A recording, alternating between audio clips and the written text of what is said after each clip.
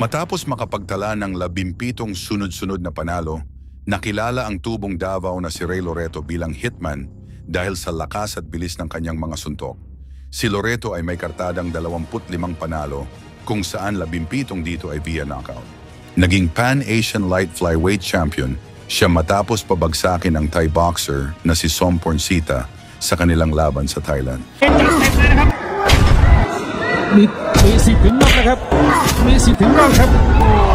Dahil sa ipinakitang husay at tapang ni Loreto, nabigyan siya ng pagkakataong lumaban para sa mas malaking titulo kontra sa IBF at IBO World Champion na si Nkosina Joy, na kilala rin bilang Maberi. Si Joy ay itinuturing na isa sa pinakamahuhusay na boksingero sa mundo. May ranggo bilang numero 1 sa The Ring at BoxRec. Ang kanilang unang laban ay ginanap sa Salle de Citoile, Monte Carlo. Bagamat underdog si Loreto sa laban na ito, ikinagulat ng lahat ng pabagsakin niya si Joy sa ikatlong round at tanghaling bagong IBO World Light Flyweight Champion. To keep his guts up. Unbelievable stuff from Hitman Ray Loreto from the country. He's because he don't feel joy. That's all out, but he doesn't need to. Hindi ito matanggap ng kampo ni Joy na nagsabing tsamba lamang ang panalo ni Loreto. Dahil dito, nag-alok sila ng 2 milyong piso para sa isang rematch. Pagkatapos ng halos isang taon, naganap ang rematch sa Mdansane Indoor Center sa South Africa. Bagamat kagagaling lamang ni Loreto mula sa operasyon ng appendicitis, tinanggap niya ang laban at ang 2 milyong piso na alok. Alam ng kampo ni Loreto na may posibilidad ng dayaan sa Africa kapag umabot sa scorecards. Kaya't napagdesisyunan nilang tapusin ang laban sa pamamagitan ng knockout.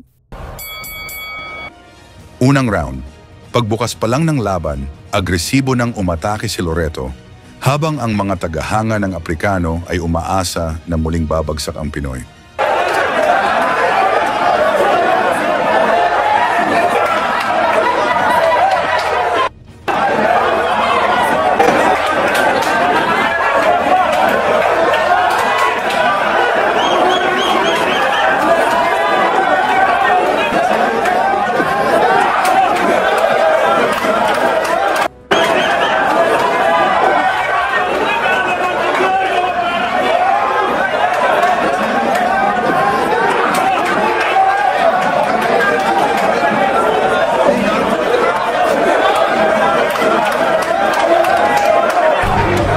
At isang himala nga mga bay.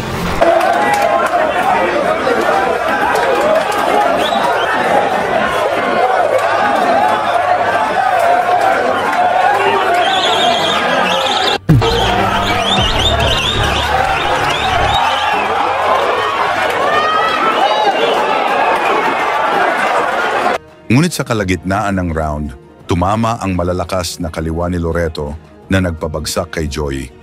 Bagamat nakabangon ang Aprikano, halata sa kanya ang matinding pinsala.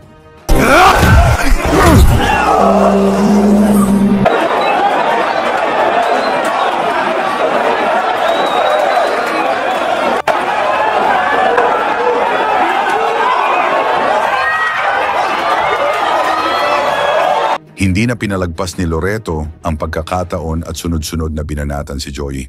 Muling bumagsak ang Aprikano, kaya't napilitan ang referee na itigil ang laban. Nanalo si Loreto via technical knockout sa unang round at matagumpay na nadepensahan ang kanyang titulo. Kontrobersya sa premyo. Sa kabila ng kanyang tagumpay, tumakas sumano ang manager ni Joy, dala ang premyong 2 milyong piso. Dahil dito, nagsampa ng reklamo ang kampo ni Loreto kasama ang Philippine Games and Amusement Board laban sa promoter sa Africa na responsable sa insidente. Sa kasamaang palad, hindi na nakuha ni Loreto ang premyo. Tungkol naman sa laban, pag-usapan natin yan sa baba. I-comment din ang inyong lugar para malaman natin kung saan na umabot ang ating kwento. Salamat sa inyong suporta sa ating mga boksingerong Pinoy. Lagi niyong sundan, huwag magpapahuli. Pag-usapan ay bakbakan, balita niya at laban. Mga Pinoy na di nagpapagapi. Salamat sa mga suporta na lagi nandyan.